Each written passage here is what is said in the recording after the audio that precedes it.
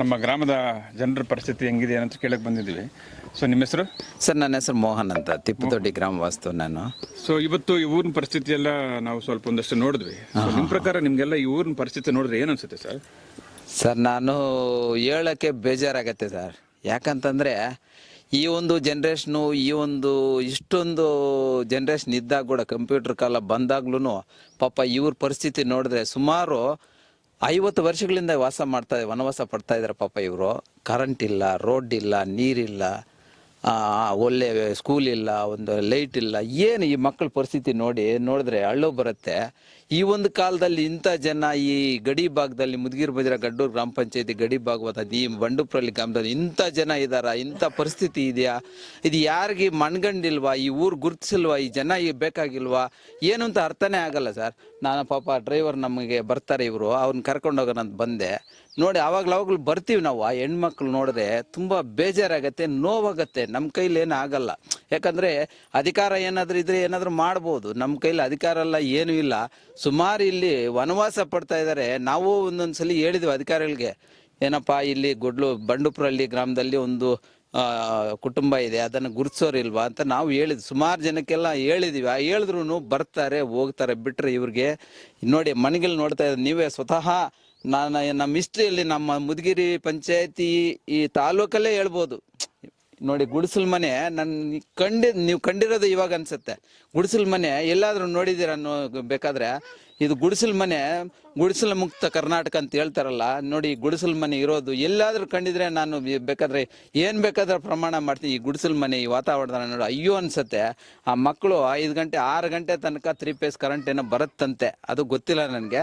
ಆ 3 phase current ಹೋದ್ರೆ night ಎಲ್ಲ ಕತ್ಲಲ್ಲಿ ಜೀವನ ಮಾಡಬೇಕು. ಆ ಹೆಣ್ಮಕ್ಳು ಅಡುಗೆ ಮಾಡೋದು, ಮತ್ತೊಂದು ಇನ್ನೊಂದು ಮಗದೊಂದು ಎಲ್ಲ ಹೆಂಗ್ ಮಾಡೋದು? ಬಾತ್ರೂಮ್ ಸ್ವಚ್ಛ ಭಾರತ್ ಅಂತ ಕೇಳ್ತಾರೆ, ಒಂದು ಬಾತ್ರೂಮ್ ಇಲ್ಲ, ಒಂದು ಮನೆ ಇಲ್ಲ, ಒಂದು ರಸ್ತೆ ಇಲ್ಲ, ನೀರಿಲ್ಲ, ಸ್ಕೂಲ್ ಇಲ್ಲ.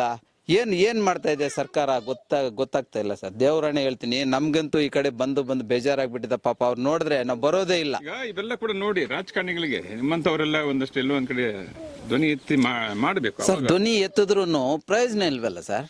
ಪ್ರಯೋಜನ ಇಲ್ವಲ್ಲ. ಇವಾಗ 20-30 ವರ್ಷಗಳಿಂದ ಹೇಳಿ ಸಾಕಾಗಿದೆ. ಪ್ರಯೋಜನ ಇಲ್ವಲ್ಲ ಪಾಪ. ಅಟ್ಲೀಸ್ಟ್ ಇವ್ರು ಹೇಳ್ತಾರೆ, ಹೌದು ಸರ್, ಇವತ್ತು ಕೋಟ್ಯಾಂತರ ರೂಪಾಯಿ ಅನುದಾನ ಬರುತ್ತೆ. ಹೌದು. ಈ ಅನುದಾನವನ್ನ ಇವರೆಲ್ಲ ಈ ರೀತಿ ಇಂಥವ್ರಿಗೆಲ್ಲ ಕೊಡ್ತೀರಾ? ಏನ್ ಮಾಡ್ತಾ ಇದಾರೆ ಅಂತ ಅದೇ ಅರ್ಥ ಆಗ್ತಾ ಇಲ್ಲ ಸರ್. ಇವಾಗ ನಾವ್ ಹೇಳೋದಕ್ಕಿಂತ ಸರ್ವೆ ಮಾಡ್ಬೇಕು. ಮೈನು PDO ಇದ್ದಾರೆ, ಮೆಂಬರ್ಸ್ ಇದ್ದಾರೆ, ZP ಇದೆ, ತಾಲೂಕ್ ಪಂಚಾಯತ್, ಇದೆಲ್ಲ ಸರ್ವೆ ಮಾಡಬೇಕು. ಸರ್ವೆ ಮಾಡಿದ್ರೆ ಅವ್ರ ಪರಿಸ್ಥಿತಿ ಏನು ಎಂತ ಗುರುತಿಸಿ ಅವ್ರು ಬಂದು ಇಲ್ಲಿ ಭೇಟಿ ಮಾಡಿ, ಈ ಒಂದು ಹಾಸ್ಪಿಟ್ಲೇ ಆಗಲಿ, ಆಂಬುಲೆನ್ಸ್ ಆಗಲಿ, ಸ್ಕೂಲ್ ಆಗಲಿ ನೋಡಿ ಸರ್. ಇವ್ರಿಗೆ ಈ ಮಕ್ಕಳು ಸುಮಾರು ಅಂತ ತಿಪ್ಪದೊಡ್ಡಿಗೆ ಹೋಗ್ಬೇಕು. ಈ ಮಗು ಮೊನ್ನೆ ಬಂದಿತ್ತು ತಿಪ್ಪದೊಡ್ಡಿಗೆ, ಒಂದು ಒಳ್ಳೆ ಡ್ಯಾನ್ಸ್ ಮಾಡಿ ಅವಾರ್ಡ್ ತಗೊಂಡು. ಆ ಸ್ಕೂಲ್ ಚಿಕ್ಕ ಮಗು, ಇಲ್ಲಿಂದ 2 ಕಿಲೋಮೀಟರ್ ಹೋಗ್ಬೇಕು ಅಂದ್ರೆ ಹೆಂಗ್ ಹೋಗೋದು?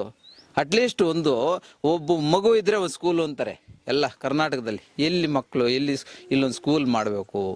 ಮುಖ್ಯವಾಗಿ ಮೇನು ಇಲ್ಲ ಸರ್. ಮೇಯ್ನು ಇವ್ರಿಗೆ ಯಾವ ರಾಜಕೀಯರು ಬಂದರು, ನಮ್ಮ ಸಮೃದ್ಧಿ ಮಂಜಣ್ಣಗೆ ನಾನು ರಿಕ್ವೆಸ್ಟ್ ಮಾಡೋದೇನು ಅಂತಂದರೆ, ಎಲ್ಲ MLAಗಳು ಬಂದರು ಹೋದ್ರು ಎಲ್ಲ ಆಯಿತು. ದಯವಿಟ್ಟು ನೀವಾದರೂ ಇದನ್ನು ಗುರುತಿಸಿ, ಇದನ್ನು ಮನಗಂಡು ದಯವಿಟ್ಟು ಅವ್ರಿಗೊಂದು ಸಹಾಯ ಮಾಡಿ. ನಿಮ್ಮ ಹೆಸರು ಇದು ಮಾಡಿದ್ರೆ ಎಲ್ಲ ಮನೆಯಲ್ಲಿ ನಿಮ್ಮ ಫೋಟೋ ಇಟ್ಕೊಂಡು ಪೂಜೆ ಮಾಡ್ತಾರೆ ಪಾಪ. ಅಂತ ಮುದ್ದು ಮಕ್ಕಳು ಇವರು, ಮುದ್ದು ಜನಾಂಗ ಇವರು ಪಾಪ.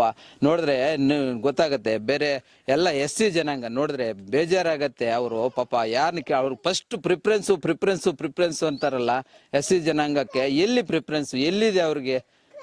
ಎಲ್ಲಿದೆ ಪ್ರಿಫರೆನ್ಸು? ಎಲ್ಲಿ ಅವ್ರಿಗೆ ಇದು ಮಾಡಿದ್ದಾರೆ ಪಾಪ? ಬೇಜಾರಾಗತ್ತೆ ಸರ್. ದಯವಿಟ್ಟು ನಮ್ಮ ಸಮೃದ್ಧಿ ಮಂಜಣ್ಣ ಅವರು ಬಂದು ಇಲ್ಲಿ ಭೇಟಿಯಾಗಿ ಒಂದು ದಿವಸ ಇಲ್ಲೇ ಸ್ಟೇ ಮಾಡಿ ಅವ್ರಿಗೆ ಅನುಕೂಲ ಮಾಡಿದ್ರೆ, ಅವ್ರು ನೋಡಿದ್ರೆ ಮುಖದಲ್ಲಿ ಇದು ನಗು ನೋಡ್ಬೇಕಾಗತ್ತೆ. ನಮಗೆ ಅಷ್ಟು ಆಸೆ ಆಗತ್ತೆ. ದಯವಿಟ್ಟು ಇದನ್ನ ಎಲ್ಲರೂ, ನಮ್ಮ ತಾಲೂಕು ಆಗಿರ್ಬೋದು, ನಮ್ಮ ಮುಖ್ಯಮಂತ್ರಿಗಳಾಗ್ಬೋದು, ಉಸ್ತುವಾರಿ ಸಚಿವರಾಗಿ ಎಲ್ಲರೂ ಸಹ ಈ ಒಂದು ನಮ್ಮ ಐಡಿಯಾ ನ್ಯೂಸಿಂದ ದಯವಿಟ್ಟು ನಿಮಗೆ ಧನ್ಯವಾದಗಳು ಸರ್. ಇಷ್ಟೊಂದು ಗಡಿ ಭಾಗಕ್ಕೆ ಬಂದು ನಡ್ಕೊಂಡು ಬರೋಕ್ಕೆ ಜಾಗ ಇಲ್ದಿರ ಗಡಿ ಭಾಗಕ್ಕೆ ಬಂದು ಅವರನ್ನು ಗುರುತಿಸಿ ಅವ್ರ ಮನೆಗಳನ್ನು ನೋಡಿ ನೀವು ಇಷ್ಟು ಮಾಡ್ತಾ ಇದ್ದೀರಾ. ದಯವಿಟ್ಟು ನಿಮಗೆ ನಾನು ಹ್ಯಾಂಡ್ಸ್ ಅಪ್ ಹೇಳ್ತೀನಿ.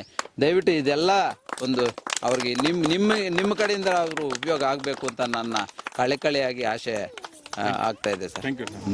ವೀಕ್ಷಕರೇ, ಇಂತಹ ವಿಡಿಯೋಗಳು ನೋಡಬೇಕಾದ್ರೆ ಐಡಿಯಾ ನ್ಯೂಸ್ ಅನ್ನು ಸಬ್ಸ್ಕ್ರೈಬ್ ಮಾಡಿ, ಶೇರ್ ಮಾಡಿ, ಲೈಕ್ ಮಾಡಿ.